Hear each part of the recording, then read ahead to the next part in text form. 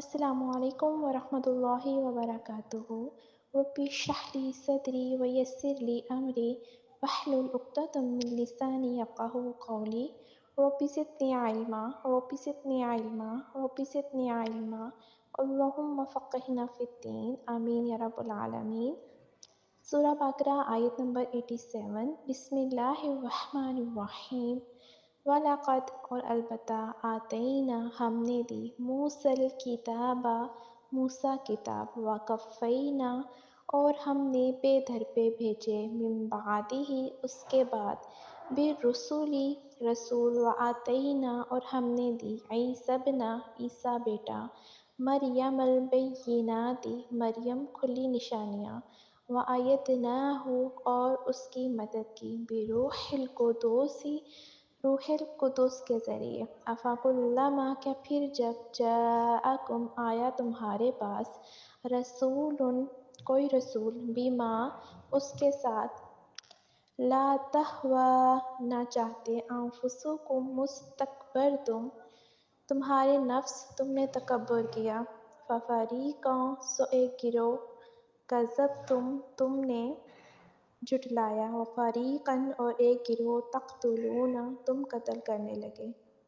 اور بلا شبہ ہم نے یقیناً موسیٰ کو کتاب دی اور اس کے بعد ہم نے پے در پہ بہت سے رسول بھیجے اور ہم نے عیسیٰ ابن مریم کو روشن نشانیاں دیں اور روح پاک سے اس کی مدد کی۔ تو کیا جب کبھی تمہارے پاس کوئی رسول اس چیز کے ساتھ آیا جو تمہارا دل نہیں چاہتا تھا تم نے تکبر کیا، چنانچہ کسی گروہ کو تم نے جھٹلایا اور کسی کو قتل کر دیا۔ یہاں پہ بنی اسرائیل کو دی گئی مزید نعمتوں کے بارے میں بات کی جا رہی ہے، اور اس آیت میں جو کتاب ہے وہ تورات ہے، تو تورات کے بارے میں بات کی جا رہی ہے۔ تورات میں اللہ تعالیٰ کے تمام عہد مذکور تھے۔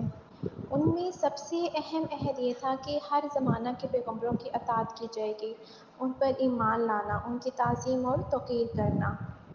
یقیناً ہم نے تورات نازل کی جس میں ہدایت اور روشنی تھی، اسی کے مطابق اللہ تعالیٰ کے فرما بردار انبیاء، اللہ والے اور علماء ان لوگوں کے لیے فیصلہ کرتے تھے جو یہودی بنے، اس لیے کہ انہیں کتاب اللہ کا محافظ بنا دیا گیا تھا اور وہ اس پر گواہ بھی تھے۔ چنانچہ تم لوگوں سے نہ ڈرو اور مجھ سے ڈرو اور میری آیات کے بدلے تھوڑی قیمت نہ لو، اور جو اس کے مطابق فیصلہ نہ کریں جو اللہ تعالیٰ نے نازل کیا ہے تو وہی لوگ کافر ہیں۔ یعنی کہ جو اللہ تعالیٰ نے نازل کیا اگر اس کے مطابق فیصلے نہ کیے جائیں تو وہی لوگ کافر ہوتے ہیں۔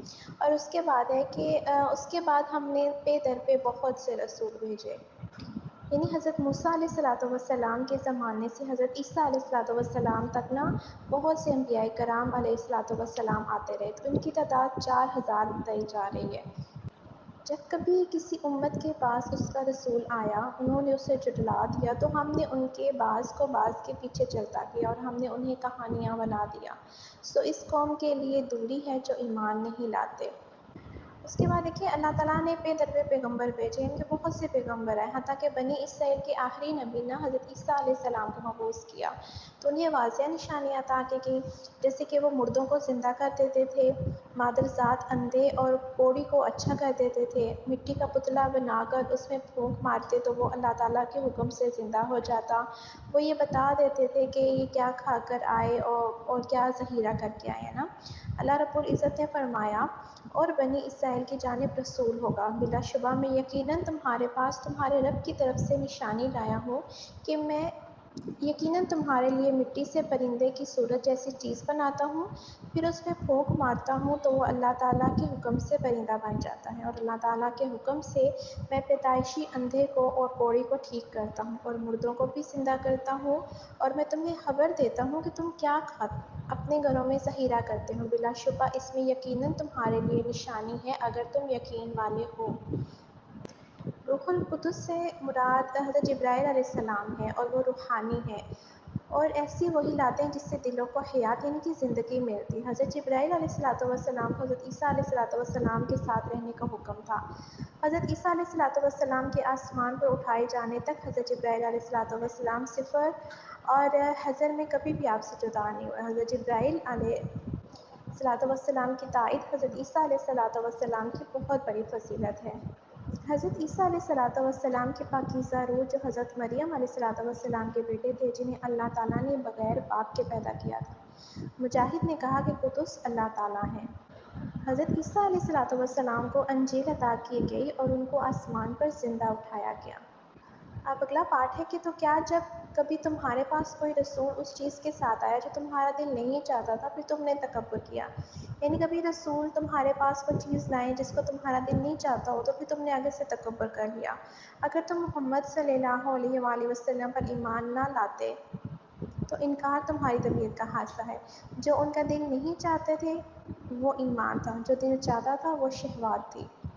بنی اسرائیل میں جب بھی کوئی رسول ان کی خواہشات نفس کے خلاف کوئی بھی چیز لے کر آتا نا، تو پھر وہ اس کے مقابلے میں سرکشی کرتے، رسولوں کو جھٹلاتے، پھر رسولوں میں سے کسی کو قتل بھی کر ڈالتے، جیسا کہ انہوں نے حضرت زکریا علیہ الصلوۃ والسلام، حضرت یحییٰ علیہ الصلوۃ والسلام اور ان کے علاوہ بہت سے انبیاء کرام علیہ الصلوۃ والسلام کو شہید کیا، حتیٰ کہ ہمارے آقا صلی اللہ تعالیٰ علیہ وآلہ وسلم کے بھی در پہ تھے۔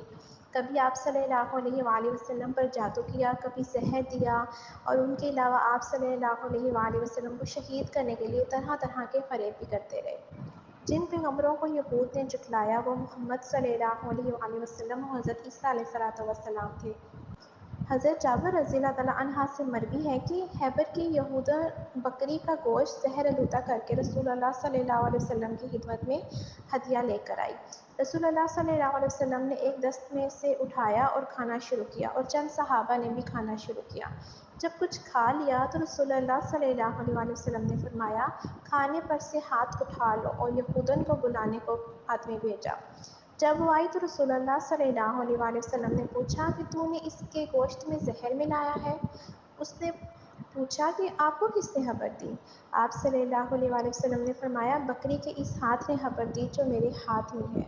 تو اس نے اقرار کیا اور کہا کہ میں نے یہ فعل اس لیے کیا کہ آپ اللہ کے نبی ہیں تو آپ کو کچھ نہیں ہوگا، اور اگر نہیں ہے تو ہم آرام سے ہو جائیں گے۔ اور جس نے گوشت کھایا تھا وہ وفات پا گیا، اور رسول اللہ صلی اللہ علیہ وسلم نے اس زہر کو نکالنے کے لیے شانے سے خون نکلوایا۔